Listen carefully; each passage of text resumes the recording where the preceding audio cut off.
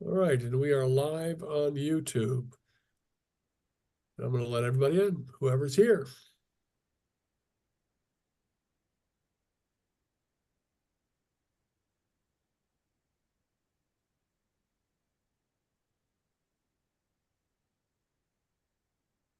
Okay.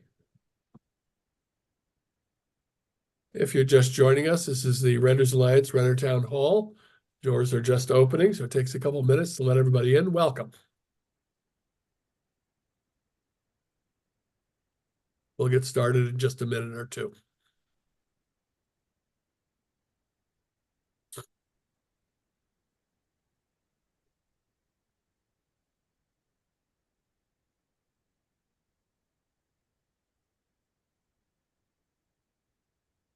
Good evening, everyone. If you're just joining us, this is the Renters Alliance Renter Town Hall. We'll get started in just a minute or two. Welcome. Thanks for joining us.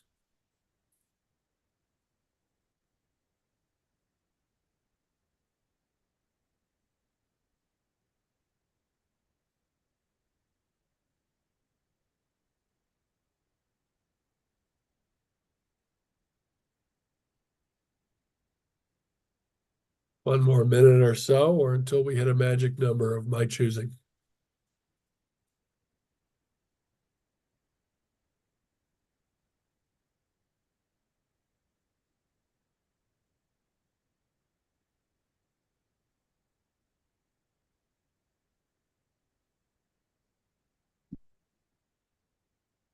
There it is. Okay. Good evening, everyone. My name is Matt Losack. I'm the co-founder, executive director of the Montgomery County Renters Alliance. For those of you who do not know us, we are the first and only regional nonprofit dedicated exclusively to renter outreach, education, organizing, and advocacy. We have a couple of announcements to make as we get started in this town hall, which we have twice a month. First, if you have any questions or concerns, we ask that you put them in the chat. Our staff will get to them as we go through the town hall. We have two sections of Q&A, so to speak. The first will be to our guest this evening, who will give her own presentation, and you can ask of her questions or raise concerns. And then we will have some general information for tenants, and you are also welcome to ask questions of us or raise concerns for us to address. But we ask you please put them in the chat as we go. Couple of announcements. Today we expected to hear that the Department of Housing and Community Affairs for the county was going to present the proposed regulations on the rent stabilization bill. We have not heard from the Department of Housing and Community Affairs about the status of those regs, and we have not seen any evidence that it has been happened yet. So that is a concern for us because until the regulations are proposed and approved by the council, the rent stabilization bill will not be in effect. So the deadline, we understand, was today, and we haven't heard anything, except that it perhaps has not happened. So if the deadline was missed, we're going to be very concerned about, well, when is the deadline going to be met, or when is the next deadline? So please keep that in mind, that the rent stabilization bill has not taken effect yet, and the regs have not been presented. At least we haven't heard that they have been. And we will keep you updated. Also, people should know that we're in the middle of the state Maryland General Assembly session, or the beginning of it anyway, which goes through the middle of April. There are several bills being presented at the state level that will impact renters. Our most concerning bill, the one that we is a top priority for the Renters Alliance and all of our allies, and that's just cause eviction protection. Right now in the state of Maryland, with just 60 days notice, a landlord could say at the end of your lease that they're not going to renew the lease. They don't have to provide a reason why they're not going to renew the lease. You could be a perfectly good tenant. You could be paying your rent on time. You could be in the apartment for 25 years, and they can give you 60 days notice at the end of the lease and say they're not going to renew. We think that is fundamentally a violation of housing rights. We believe that as long as you're paying your rent and abiding by the rules of the building, that a landlord should be required to renew the lease absent a good reason, justifiable reason, to essentially evict you from your home. But without that protection, tenants are vulnerable across the state. Many other regions in the country have such protection, including Washington, D.C. And we think it's time that it happened in Maryland. Delegate Janelle Wilkins, who was a former board member of the Renters Alliance for many years, has been championing this legislation. Her legislation in particular does not even pass just cause. What it does do is enable all local municipalities, including Montgomery County, to pass just cause themselves if they choose to, in any form that they choose. So it has maximum flexibility. There is no reason for the Maryland General Assembly, in our view, to get in the way of allowing local municipalities to decide whether their constituents, their residents, their renters should have this protection. We've heard all kinds of reasons from the landlords that the sky will fall and the world will come to an end if they can't evict people without having to justify why. We think that is profoundly wrong. Every tenant who is about to lose their home should be protected by due process. And not just, a wink that we know that they need to go because of why. Well, what we found is that usually it's because of a tenant is seeking promised or required services, their rights, organizing a tenants association, or they're having their rights violated and there's no way to defend against it. Rights like the right not to be discriminated against because of the color of their skin or their religion or their sexual orientation or some other protected class. But how do you defend against that if a landlord doesn't have the obligation to state the reason why he's not going to renew the lease? So we think that just cause eviction protection is essential in order to stabilize housing in the state of Maryland.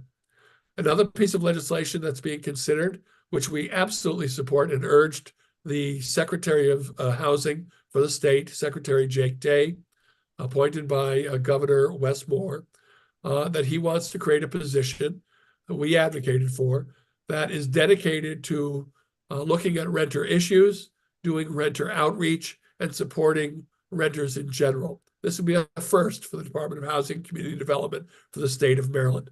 I know that seems shocking to many people that they finally recognize that nearly 40% of the state lives in rental housing and that maybe the housing department ought to pay attention to that. Well, it's finally looking like it may happen, and there is legislation to make that happen, which we will support. And there are other pieces of legislation out there too. So stay tuned to the Renters Alliance, and we will keep you updated in our newsletters and in upcoming town halls focusing on legislation at the state level. And for any of you who might be interested in that legislation and testifying in support of it, we will be providing information on how to do that down the road. It's going to be very important for the Maryland General Assembly to know that the renter community is engaged, that they're paying attention to what the state delegates and senators are doing, and whether or not they support legislation that protects your homes. So with that, is there anything else I'm missing, David, Emily, or Tim, or Pat, or Malek, that I haven't said that we should say? All right, thumbs up. The state, the Tenant Safety Act is coming back around, right? Where that would help. I think I don't know if it's Vaughn Stewart again. I think it is, but that would help renters or make it a little easier to as collectively complain about what issues, whether the landlord, tenant, or code, or bring them to court collectively. I think was that one, but that was it. Last year it was called the Tenant Protection Act. I think now it's called the Tenant Safety Act.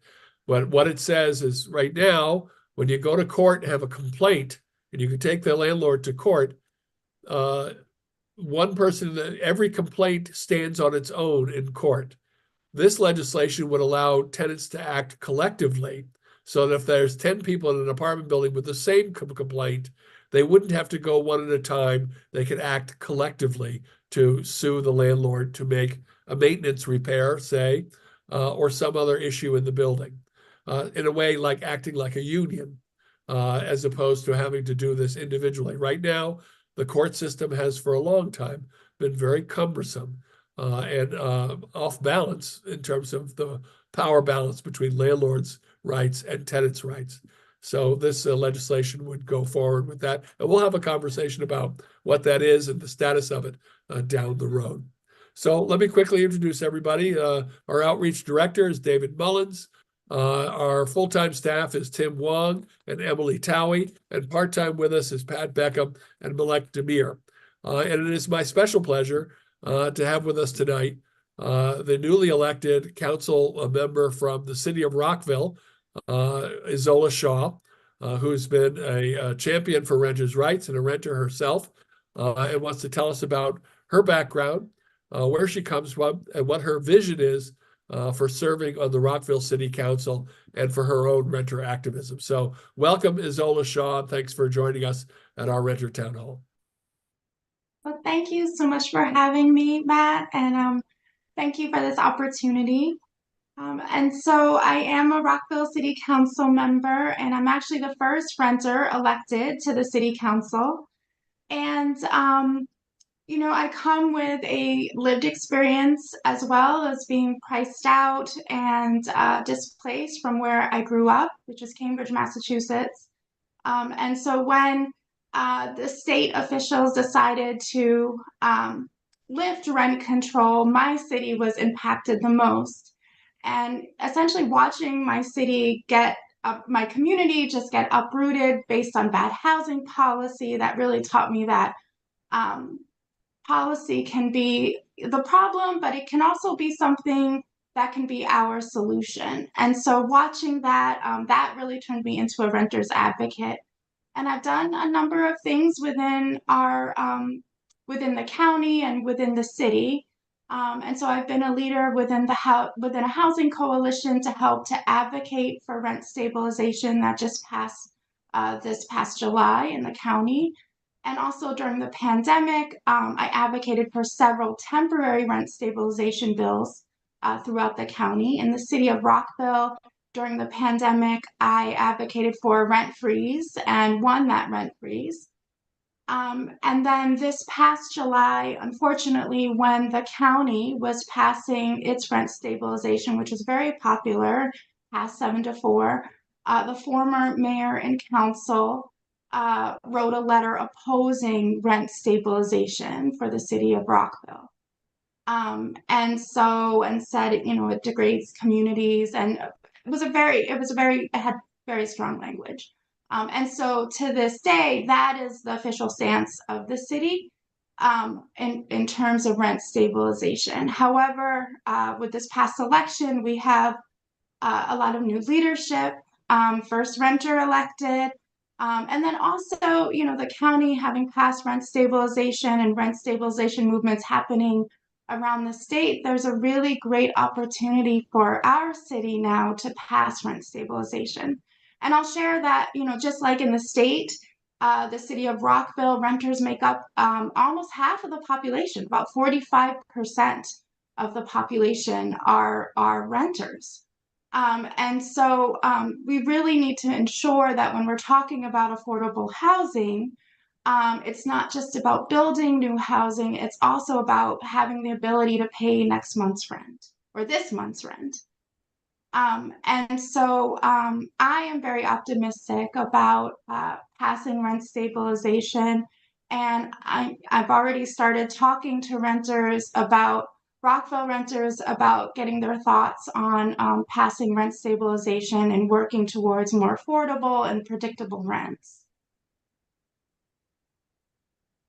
What are you seeing in terms of Rockville's housing department operations? How are they working in terms of working with renters in Rockville who are seeking maintenance issue code violations or any abuse in the excessive rent increases in Rockville? How is your relationship with that department? What are your views? Well, from what I'm hearing, I feel like the city's response to increases in rent, which I think is the key issue that I'm hearing from renters, is just skyrocketing rent. There is a reliance on the voluntary rent guidelines as a tool. Most of the time that is not successful. And that was actually something that was quoted in the letter opposing rent stabilization this past July. The voluntary rent guidelines is something that is an important measure, an important tool. However, the reality is, from what I'm hearing for renters, is that that is not an effective tool. And so, part of changing our approach towards affordable housing, I think, is also just bringing more renters to the table to share their experiences, and so the city can have a broader view of what actually works and what doesn't work. Have you considered having any public hearings on this issue in the council? And do you think the council would be receptive to that? I do think the council will be receptive to that. At this point, we've had a lot of renters testify during our city hall meetings, but I do think that is something my colleagues are open to. Just so people know, and many people don't realize that there are 3 municipalities, at least 3, but 3 major municipalities in Montgomery County that are independent in terms of their housing laws. They are Tacoma Park, Gaithersburg, and the city of Rockville. So even though Montgomery County has passed, even though it's not enforceable yet, a rent stabilization bill, which I want to point out, we're very pleased that the progress has taken place, but we're a long way from mission accomplished in terms of that legislation, not only because it's not enforceable yet, but we still think it's a modest piece of legislation, even though in the history of our movement, it's revolutionary and a strong step forward. But still, it would only cap rents at 6%, which is still pretty high for a lot of people. And it excludes and eliminates small landlords, which we find inexplicable. And it also excludes properties that have been built in the last 23 years. And it gives them 23 years of exemption going forward. I think it's an arbitrary amount of time, even though we support the idea that new investment should recoup that investment and make a profit. But who comes up with 23 years? It could be done in 10 years. So these are things that we took strong issue with and still do. Nevertheless, we're pleased that there is some progress on rent stabilization. But when it does take effect, it will not apply to Tacoma Park, Rockville, or Gaithersburg. Tacoma Park does have its own rent stabilization program, which I think might be a little bit stronger than Montgomery County's, but still, City of Rockville will not benefit from it. City of Gaithersburg will not benefit from it. And so far, as Ms. Shaw has just pointed out, there's been opposition by the leadership of the Rockville City Mayor and Council, and certainly strong opposition from the Gaithersburg mayor and the majority of the council. Which we took strong issue with as well, because we felt that really they were purposely not understanding the issue and providing misinformation that was provided by the landlord and developer lobbying community. So we have a lot of work to do in terms of educating people. But yeah, Isola, so what do you think of the current mayor's position and your colleagues? Do you have any allies in this fight? I will say, I think my colleagues recognize that there is an issue with the rising cost of rent, and I think they're open to different solutions. I do think that I am probably have the strongest voice in terms of rent stabilization and background. And so I also want to do the work of working with my colleagues and informing them on certain issues. But I do think they are open to this idea. I pointed out today that there was a story in MoCo 360, if anybody wants to put that up for me, that was pointing to the alarming disparity of academic achievement between Black and brown children and children of other races in terms of basic academic skills. And it has always been the position of the Renters Alliance that this goes beyond classroom pedagogy and must also be considered outside the classroom issues, including stable housing. And that when we have children who are moving from school to school because their housing is unstable or living in environments that are not clean or moldy or filled with vermin, that adds to the kind of stress and distraction that makes it more difficult for children living in those conditions to achieve academically. And so when we look at public policy, it's not just in a particular lane, but actually one must look at it holistically. What else are we going to pay for if we don't enact this kind of protection over here? If somebody came up with a cure for the common cold, they'd make billions. But if they did so and poisoned our water at the same time, we would have to ask whether or not that was worth it. So unstable housing might be profiting some landlords, but what is it costing us in terms of things that the rest of us are going to have to pay for when children are not going to be productive as they should be, and might even cost us in many other ways? Crime rates, safety net costs, homelessness costs, mental health, physical health, and so on. So it's certainly a concern that we really appreciate council members like Councilmember Shaw from Rockville, who are taking this on, recognizing that it's not just a market issue of housing, but actually a general public welfare issue, public health, prosperity, and welfare. Any other thoughts, Councilmember Shaw, on what you think you could do going forward? Yeah, just building on your last point, and I think that's one of the things I don't just want to share with my colleagues, but also, with the community as well. That stable housing it's a public health issue. It also provides stable education, and it's also connected to crime, and it's just providing a holistic view of what rent stabilization could achieve, along with just broader affordable housing measures like just cause eviction that you mentioned. And so I think that's really important in the way in which we're approaching rent stabilization. I wonder if there's a role, and maybe this is something that you could also take some leadership in, if it's possible, of seeing whether or not Montgomery County has an interest in outreach to Rockville and Gaithersburg in order to at least standardize the renter protections that are in place, including rent stabilization. But there are other bills. The bill that we worked on, 8 years ago, 2015, the Renter Protection Act, still doesn't apply in Rockville and Gaithersburg.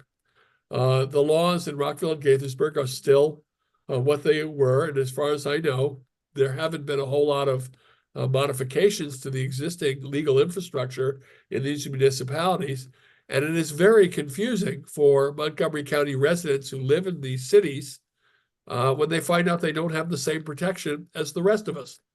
And I wonder if certainly there would be an interest by the county executive, who people believe it is in fact their county executive no matter where they live, but they are not understanding why the Department of Housing and Community Affairs for Montgomery County doesn't have any resource for them in terms of enforcement. I wonder if there's something that could be done to start that kind of conversation. Yeah, I definitely think that's a really great idea. Just from my experience of knocking on doors and talking to renters, some renters did think that they were under the county's rent stabilization, and some renters even mentioned to me that that's why they moved to Rockville. And so there is a lot of misinformation. And I would also add too, like learning from other jurisdictions, like Tacoma Park, for example. They have two laws around renters' voting rights. One, for the last 90 days of the election, candidates and their volunteers are able to knock doors in buildings. And then if tenants don't want them to knock the door, they can put a sign up. And also, too, within a week of being a new tenant to a building, a landlord must provide them with voter registration for the state and the city. Oftentimes, renters don't even know an election is happening. Sometimes they're harder to reach because of physical barriers of being in a secure building. And so these two pieces of legislation, I think, are something that I would actually like to pursue as well, in addition to rent stabilization for Rockville.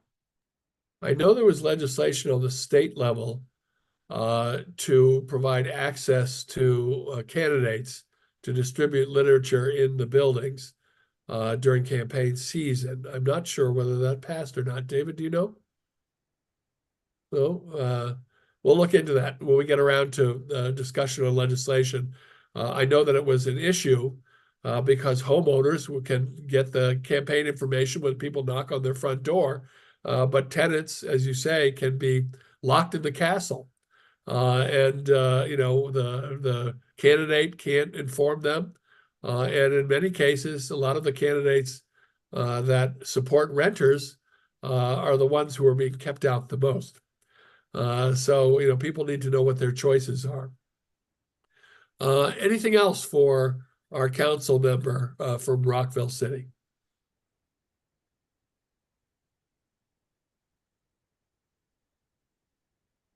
Seeing any questions from our audience, our attendees? If you have a question, now would be the time, or a concern that you'd like to raise. Please put it in the chat and we'll get to it. Give you a minute.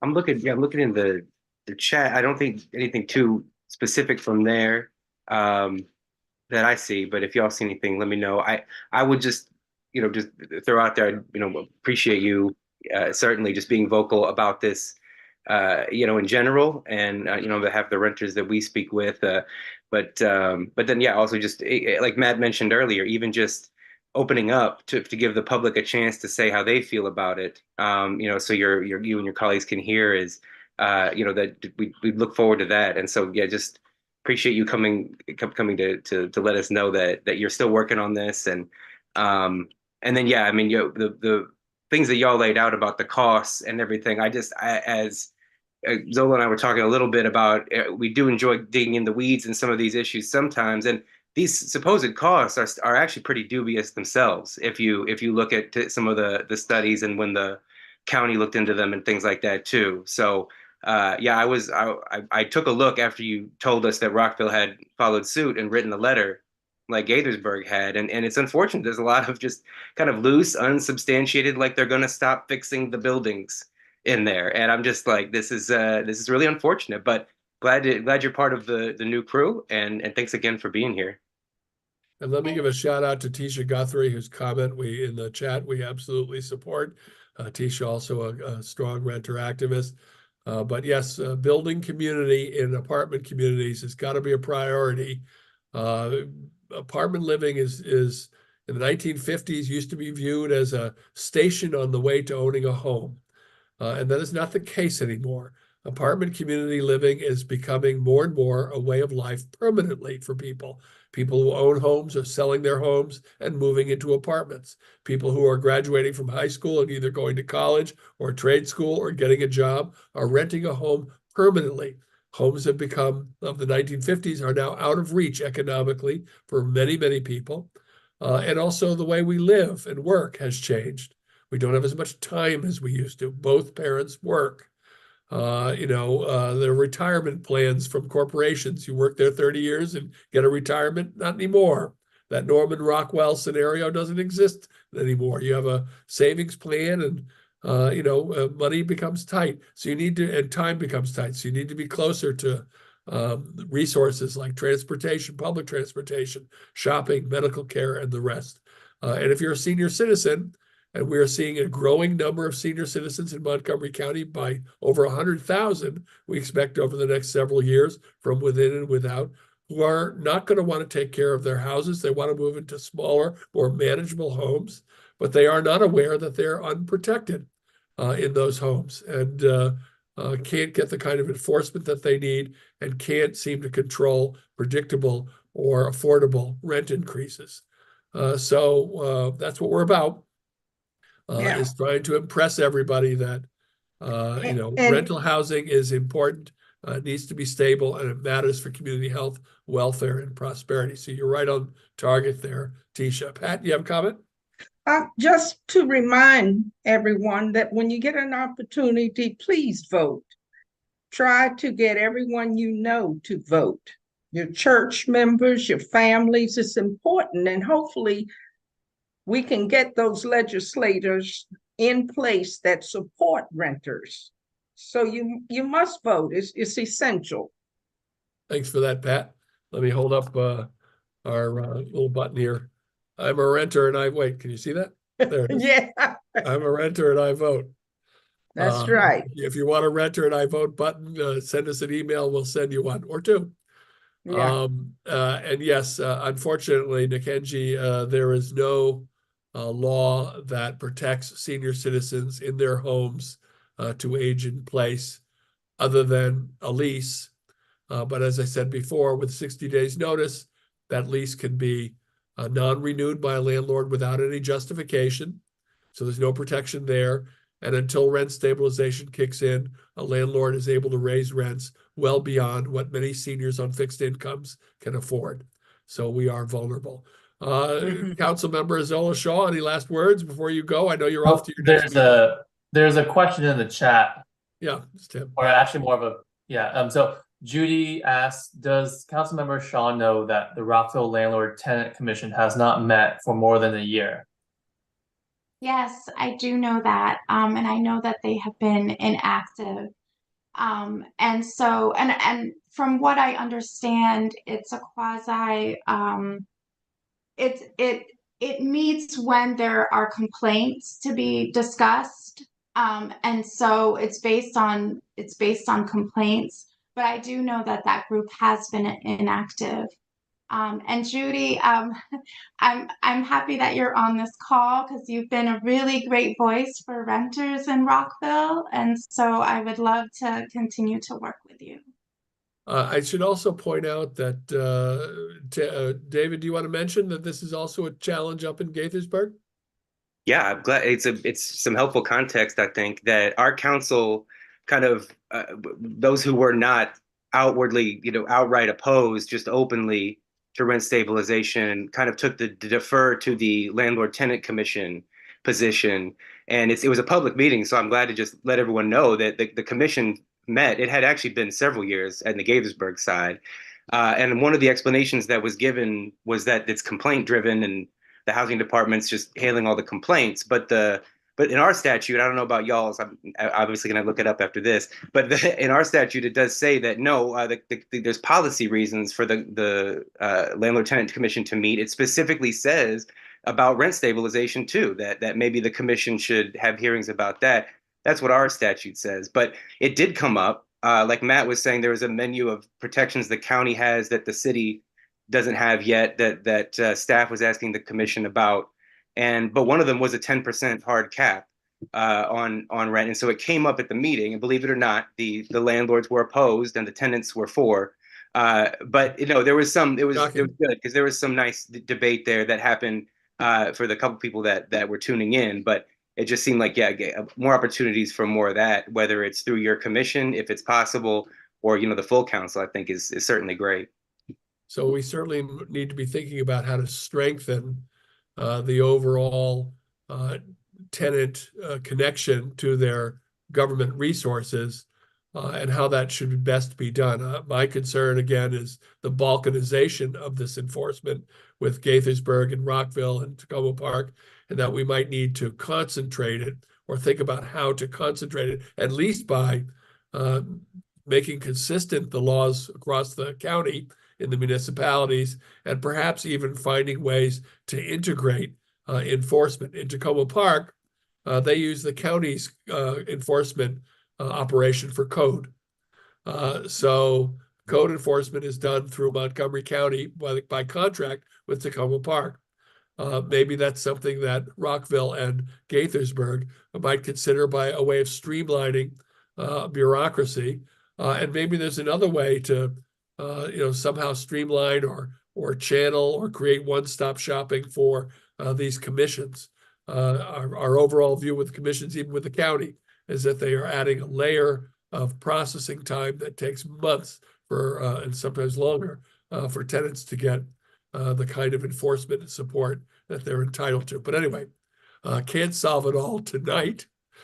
Even though if you could, Councilmember Shaw, we hope you would. But we're looking to you to do what you can over the next time of your tenure. So now, again, to you, any last words? Well, I just wanted to thank you again for this opportunity to connect with Rockville renters and this platform. And I did want to share my email in the chat is ishaw@rockvillemd.gov. If anyone has any questions, ideas, or they just want to connect with me, I'm happy to do that. And so it's ishaw@rockvillemd.gov. Great. We So will thank put you. that up. Thank you One of again, us. Matt. You betcha. Thank you for coming. I know you're off to your next meeting, as any busy council member would be. And we look forward to hearing back from you and tracking your progress. Thank you so much. Bye-bye. Bye-bye. Okay, what's next? Why don't we give this over to good old Emily, who's been taking a strong look at available resources in Montgomery County.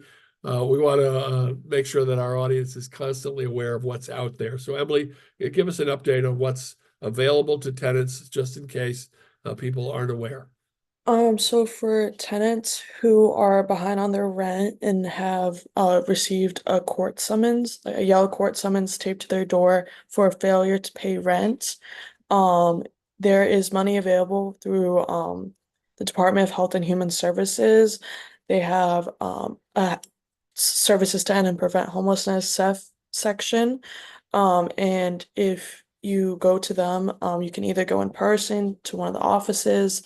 There's one in Silver Spring, one in Rockville, one in Germantown, or we can connect you with them over email, and they will evaluate you for emergency rental assistance or potentially COVID rent relief if you have suffered the kind of COVID hardship indirectly or directly that caused you to fall behind on your rent. So we refer people there, but again, you have to have a court summons. And you have to not have received assistance in the last 12 months from the county. And then there's also income requirements. I think is it 30 or 60%? I think it was 50. Wasn't it 50% of area median income? Am I right, David? Somebody? Well, there's a lower threshold that increases the max. So there's yeah, 50 or 60 for like the top tier, I think. Well, when in doubt, check it out. So that is an option for people who are facing eviction and are in need of rental assistance. There are other options that don't always require court summons, like other nonprofits and local organizations like Interfaith Works. We work with them and we can refer you over there. They have different programs like food and clothing, but they also do an emergency assistance program. There's also some other churches, some other organizations that are more dependent on your zip code. And if anyone watching is in need of rental assistance, you can reach out to us and we can send you some organizations in your area. Let me also just clarify some of the notices that you might receive. If you're behind in your rent, or if the landlord wants to pursue a court suit against you for some reason, they must first provide you with what's known as a summary, notice of summary ejectment statement that says, it looks very official. It looks from the court. It's a white piece of paper that says, in 10 days, we intend to file in court. That's not the same thing as a court summons. It's just a warning that we pushed for, because it used to be you got a court summons and you had to be in court the next day. And we wanted tenants to have enough time to address an issue or at least prepare. So having 10 days, a notice of summary ejectment, sounds like you have to be evicted in 10 days. It's not. It says that they're going to file in court in 10 days. That's the first thing you receive. Then you will receive once they file, the court may take some time, but once they receive that filing, then they will put on your door a yellow and pink, I think it is, form from the court that says this is your court summons. That's what Services to End and Prevent Homelessness will use as the trigger to decide whether or not you're eligible for resources. What else have we got out there? I'll just tack on that one. That's going to be and what Emily was talking about. Usually, like a one-time, either kind of smaller payment from the county's emergency services, or a larger payment if there's still some of the COVID rental assistance from the federal government left over. There is separately the rental assistance program, the RAP program that the county has, and then that's going to be if someone in the household is, I think it's either over 60 or over 55, over 55 possibly, and or someone in the household is disabled. Those that's going to be monthly payments for a year with a possibility for renewal. Small payments, a small subsidy to cover sometimes several hundred of the rent for several months, and that can actually you can enroll a little earlier in that process than the summons. So again, because there's so many different pots of money and eligibility criteria, please use us as a resource. Check with the county if when in doubt, to make sure that there's not something available that might fit.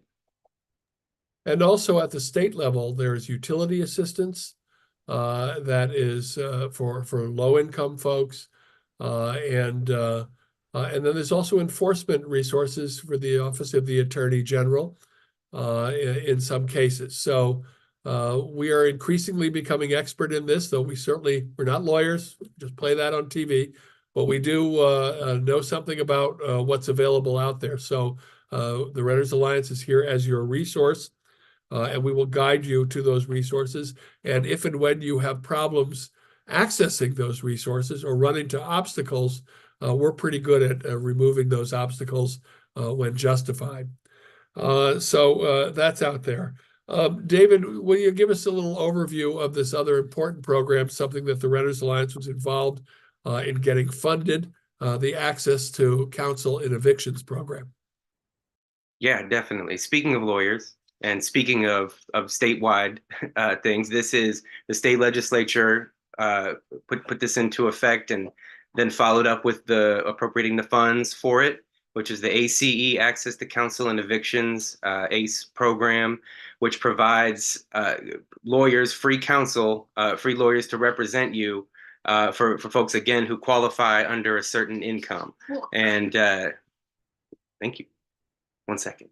And that would be, give me a second. That would be if there are three, for the Montgomery County program, there are 3 participating legal service providers that are funded through this state program. That's going to be the Legal Aid and then the Homeless Persons Representation Project, who is still looking for lawyers to hire here. So they don't have the capacity right now in Montgomery County. But then also CASA has a legal team that is started doing housing cases as well to the immigration cases they were doing before. Those are the 3 providers. And so if we are I'll put the intake numbers for CASA and Legal Aid, who currently have attorneys, in the chat.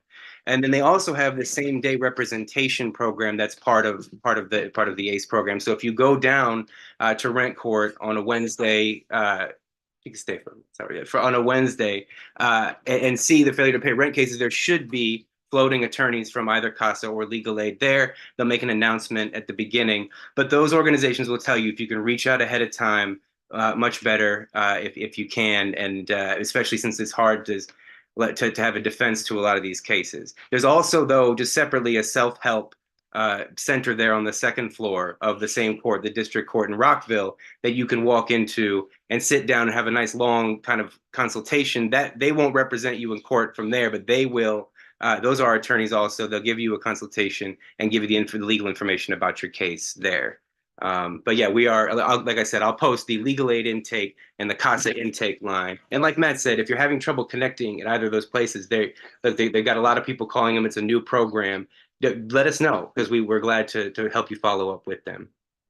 And we're also very much involved in working with the Maryland Legal Services Corporation, which funds the Access to Counsel and Evictions program, to come to your apartment community to talk about how to organize a tenants association, to address issues in your building, and also to provide information on the Access to Counsel and Evictions program, to provide information on what our staff member Emily Towie was talking about in terms of resources available to tenants seeking financial assistance, seeking enforcement assistance on the code inspection level or in the Office of Landlord and Tenant Affairs level or on the state level.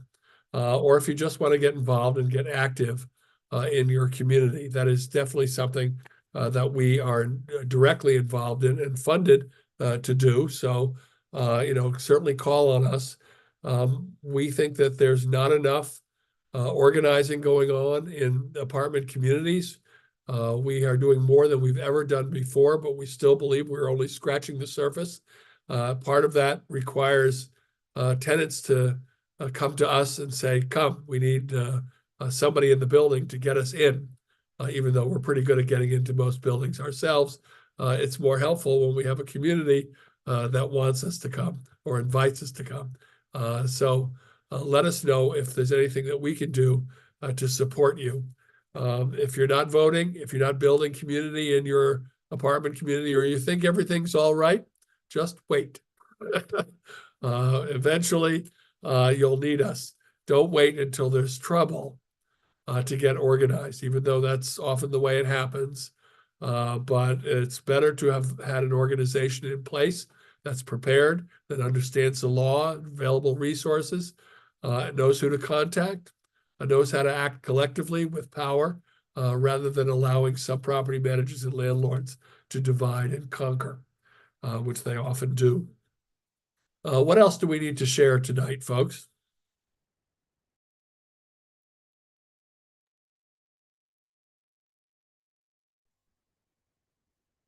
You're listening to us and you're out there in attendance and you have a question or concern, now would be the time. I appreciate remarks from our friend Ron over at the Grand, your organization, and we agree. It's important to get Gaithersburg and Rockville and Tacoma Park and the city and the county of Montgomery to be all on the same page legislatively, and for that matter, to get the state to do the same thing. There's no reason why people's rights to housing should be different in any part of the state or any part of the county. Any other questions or concerns while we're here for you? And if not, and you can ask them while I'm going on to our next little thing here, but as a reminder, our next town hall will be February 7th, Wednesday, February 7th. We will provide, hopefully at that time, information on the status of the rent stabilization bill. I think we should put into the chat, folks, how to file a code complaint and how to file an Office of Landlord and Tenant complaint. And for folks who don't remember this, but if you have a maintenance issue, vermin, broken appliances, broken window, pipes, leaks, or so on, that's a code violation. The first thing you should do in any such situation like that is contact your property manager or landlord and expect that they will provide maintenance in a reasonable period of time, depending on the severity of the maintenance issue. If you find that your property manager or landlord, after you've given them fair notice, has not been responsive, you have a right to call a code inspector. You can do that by calling 311 and having them come out and inspect the property. They also inspect the property by law at least once every 3 years. And some of these properties that have chronic problems are on the troubled properties list, which means that they're going to be inspected more than once every 3 years, but perhaps once a year or as needed. So one should take advantage of that. We've heard terrible stories of people who have not had a refrigerator for 3 months. I don't understand why a tenant would put up with that, but you have every right to demand that your appliances work and that your air conditioning is in good working order, that you have heat, and so on. These are maintenance issues that you're entitled to have in good working order. And you pay taxes and you pay rent, which goes to property taxes, which goes to the county to have these services. So take advantage of them if you need them, but always give your property manager and your landlord the opportunity to take care of it first. If you skip that step, then you're not being fair to your property manager or landlord, and you won't be seen as credible. So do that. Office of Landlord and Tenant Affairs is there to see that your lease agreement is enforced and that you're protected by it, so that there's no violation of your rights under the law and no violation of your lease. Things like your security deposit, getting it back, making sure that the landlord is not demanding part of your security deposit that they're not entitled to, making sure that you're not being evicted without justification. If you can demonstrate that they're harassing you or doing something that is a violation of your rights, would be something that the Office of Landlord and Tenant Affairs is supposed to enforce. Whether it be code or landlord and tenant affairs, we work closely with both departments. And we often like to see them do their work effectively. And if you find that they're not doing that, we can sometimes help to get them focused or explain to you that this may be the limits of what can be done. Anyway, also something that we can help do. Anything else out there? Well, on those, just we'll just note that DHCA, who, which includes both ULTA, landlord tenant, and the code, have told us that for code, if you reached out to the property manager and it's not happening, the 311 is a good entry point, as Emily mentioned there. There is like an online 311 where you can upload videos or pictures related to a code complaint that they said. So that's an option. But then that ulta.intake that Matt and that mentioned that Emily put in there, that's if you have questions, they check that inbox, and then you can get a response without initiating a formal complaint. But then they, if it's going to be a complaint, there's a separate form that they'll guide you to if that becomes necessary. Just wanted to clear that up. Oh, I forgot. If you have a question or concern, sorry, go ahead, David. Oh, I was just going to say, I'm going to put one more link in here, which is the eProperty link. So if you want to, it's not the most user-friendly interface, but if you put your address in there, usually it'll come up. If you're interested to see what code complaints are open right now at your building, if the inspections that Matt mentioned the last time, there was a yearly or a triennial, that will be there. And then also, if you're interested about the licensing status of your property, if to make sure your landlord is licensed, that's a place to check that. Especially important to note that they can't be bringing people to rent court without a license. That those cases should be thrown out. So worth checking that too. I'll put that in there. So again, anybody, if you have a question or concern, please put it in the chat. We're happy to address it. Right, the eProperties. Just so you know, folks, the eProperties was supposed to provide and does in somewhat provide information on how many code violations there are in your building, how many landlord-tenant complaints there are in your building, and also used to provide information from the police about how many police activities may have been taking place in your building. It doesn't do that anymore. We'd like to see that restored. Just like if you're on a college campus, they are required by law to keep statistics on criminal activity. And I think people should know what kind of criminal activity are taking place in apartment communities, because we're seeing a great number of security issues in apartment communities across the county. Last thing, and again, we'll address any question or concern in the chat if it comes up. But we really want to see every apartment community have a tenants association. I cannot think of anything more important as a mechanism for creating community, building community, and having influence over the quality of life in your building, and also getting resources that tenants are entitled to from our government and from your landlord. So one of the best ways to do that is to act like you live in a community and have a tenants association. People who live in a cul-de-sac and own houses, they have a neighborhood association. Tenants associations don't have to be formal. They can be any level of organization you choose to create. But we have all the resources available to help you do that. Whether you want to be an A-level organization with bylaws and officers and regular meetings, or you want to be, just a group of folks who get together from time to time and hold community meetings to catch up and get to know your neighbors. Tenants associations, have one purpose, and that's to focus on things in common with your neighbors, interest in the quality of life, affordability, communications and so on. They also are an opportunity for people to socialize.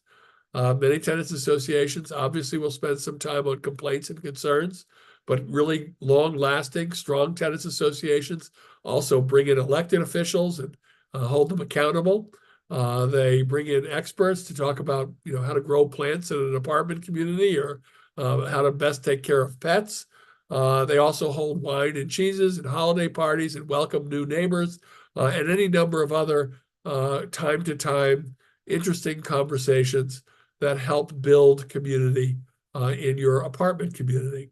Very, very important, and we're here to help you do that. So any other questions or concerns in the chat, folks? Yeah, one actually that I can kind of connect it just on that note, that there's definitely positive reasons, positive things a tenant association can do together, that it doesn't all have to be the negative complaints. Those are important, of course, but then there's also just good reasons to have that group in place for various things that come up, not even just individual complaints. We had a question here about what happens when a change in property management. And having an existing group to deal with. I'm going to kind of follow up here. If we're talking about a change in company, it's being either a new property manager coming in or the property is being sold entirely, the question is there a notification requirement? Yes, you need to. There should be notification of that. And if the property is being sold, I mean, it's required. If the property is being sold, then there are also certain rights that a tenants association has when it comes to inserting themselves in that process, and getting certain information, and then being able to have some leverage with the person coming in to start that relationship off in a fair way. And there are certain rights under the law if there's a certain size tenants association that you can get together. I think it's about a third of occupied units. Yeah, Having an 33%. existing structure is big in those situations. But then now I don't know though, if we're just talking about different staff though. Well, let me unpack that a little bit, Dave. Sure. A couple of important points. You're absolutely right about if the place is sold, the tenants are by law supposed to be notified of their right of first refusal to purchase the property. It's a complicated thing, and one day we'll have the director of housing to come on and explain it. They'd like to strengthen the ability of tenants to do that.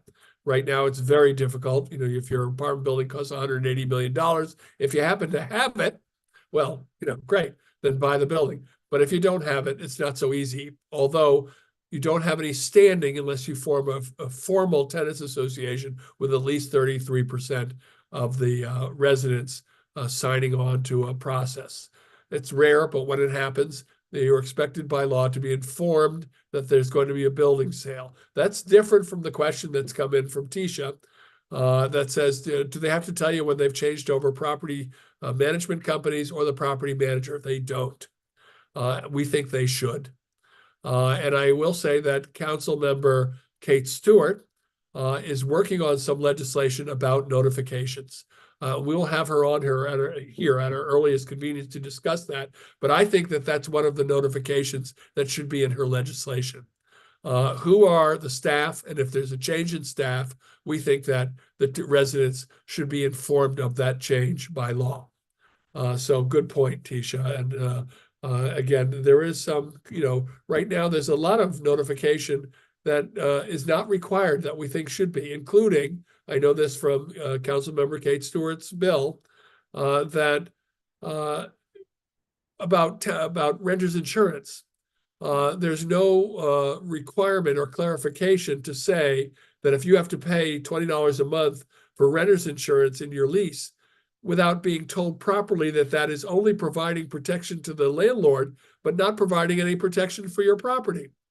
So there are some confusing things out there that need to be clarified by proper notice. And so we would like to see what you're suggesting, Tisha, also included. And so we're working on some recommendations for that. And again, we'll bring on Councilmember Kate Stewart to discuss that legislation when she's available.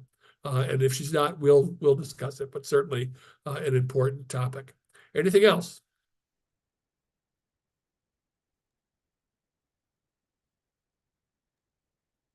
Summer asks, I'm concerned of the safety of faucet water from the bathroom, told the landlord. Also dangerous neighbors are causing me many sleepless nights. Also concerned of microwave towers in the environment. No comment reply. I'm moving, solve the problem. Well, I hate to think of anybody having to move because of a problem that they're entitled to see solved.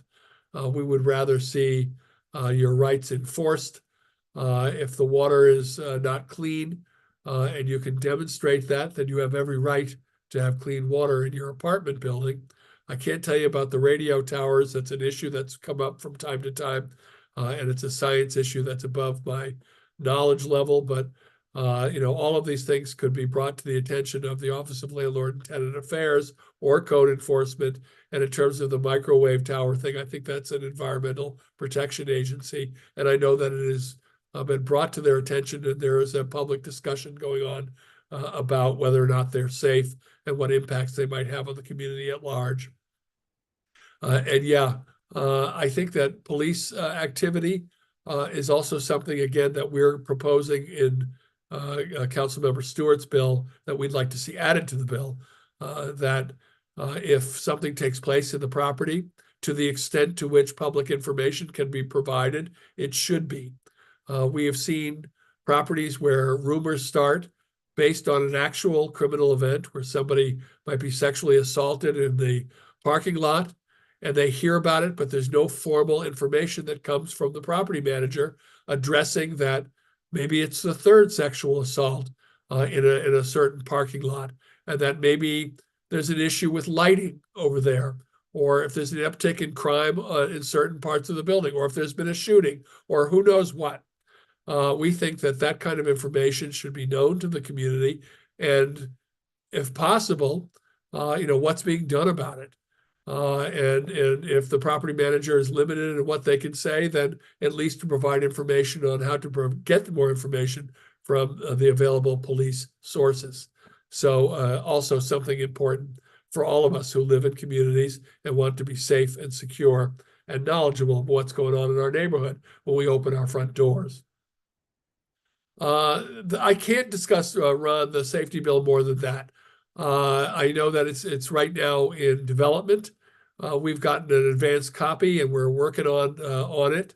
And I will, again, I say, reach out to Councilmember Kate Stewart to come on, or at least her staff to come on and explain it in more detail. But I don't want to get ahead of the process. But I can assure you that all of the things that any common sense renter, especially for us who've been working in this for a while, have been thinking about notice that tenants should be entitled to receive, we're going to propose to be included in that bill. If you've got Sure, some he wasn't separate talking about- idea, then email us. Are you sure he wasn't talking about the Tenant Safety Act, or he was talking about? I'm sorry if I thought you were talking about the Kate Stewart's bill. I think it may be called the same thing. But go ahead, David, if you want to talk about the other one. Well, no, I just said I don't think I have anything to add on that. You knew, because they were still, some of these bills were still waiting for this year's new language and everything to come out. I feel like still too, because it's still early on. But I just didn't know if that's what. But there was another question before that I don't quite understand. But I think it's asking about clarification about when rent is technically late, like whether it's on the second day of the month. Well, right. And then Rent is technically late on the second day of the month, but a tenant cannot be charged a late fee until after the 10th of the month. There we go. By state law and county law, I believe. But a landlord can file, or at least give you a notice of 10-day summary ejectment on the second day of the month. So they can say to you, we didn't receive the rent on the 1st, you're late, I'm going to file in 10 days.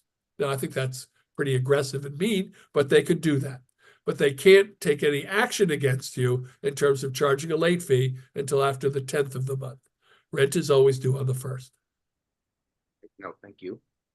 And then I just wanted to acknowledge some comments from Karen and I think others about retaliation and relate that can come from people trying to exercise their right to form a tenants association and meet, whether that becomes, hopefully you try to keep that as confidential as possible. But I think the point was, if you're meeting on site, you might run a risk of that sort of thing.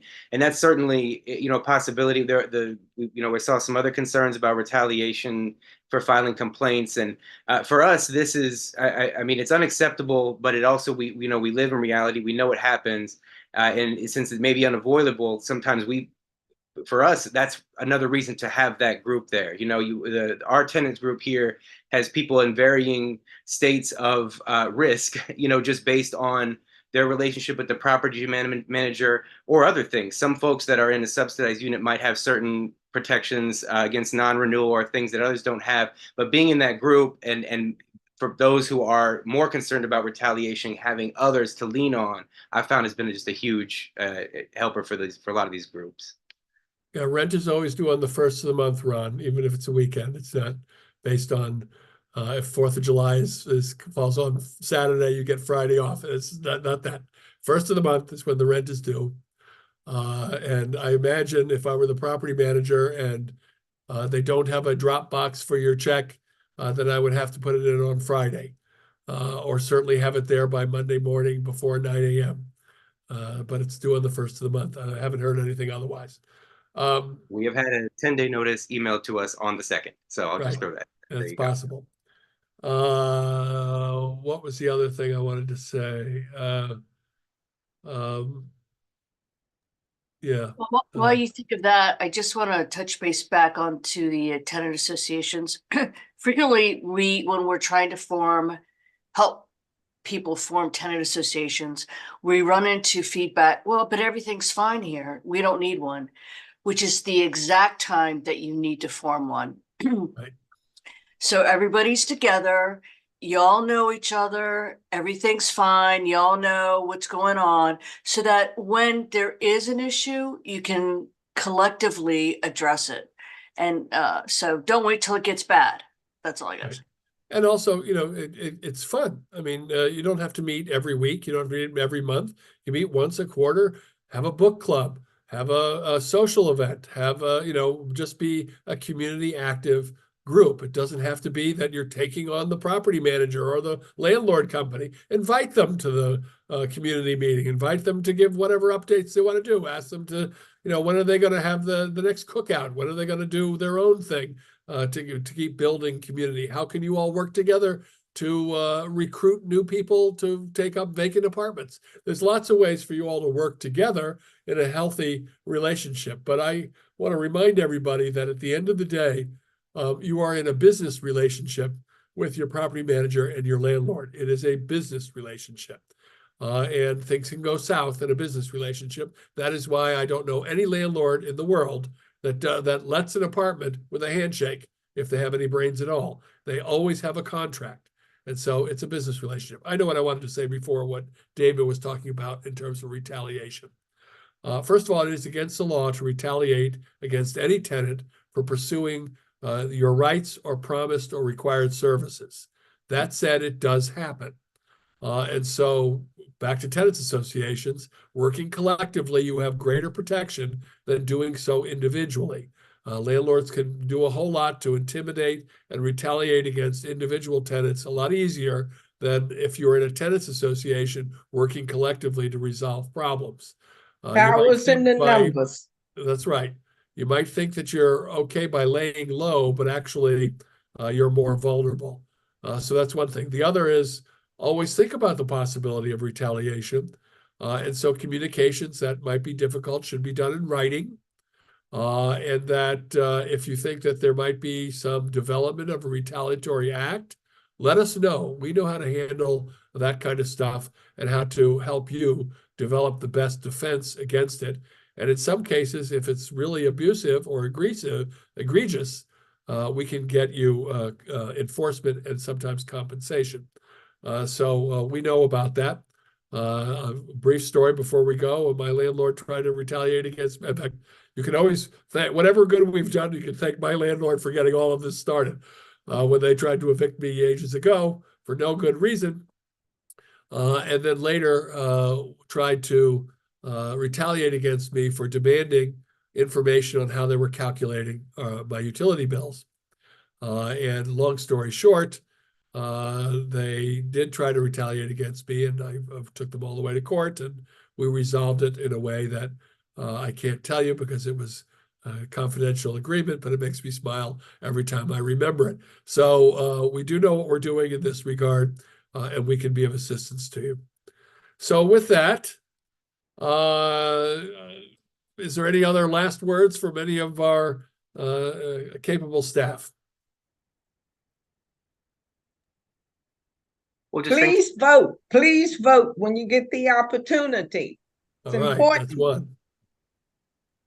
And thanks again to our council member from Rockville, Zola Shaw, for joining us earlier and for some good discussion about rent regulation that would be very helpful. Terrific. All right. Well, then, everybody, I want to say good night. Thank you again, especially to our staff, Emily Towie, Melik Demir, Pat Beckham, Tim Wong, David Mullins. Thank you all for joining us. By the way, our staff is multilingual, so if anybody has any issue with understanding what we're talking about tonight, we have a whole package of languages that we can translate things into, so just let us know, and we're available for that. This has been recorded on YouTube if you'd like to go over it again. So with that, thank you to everybody, and good night.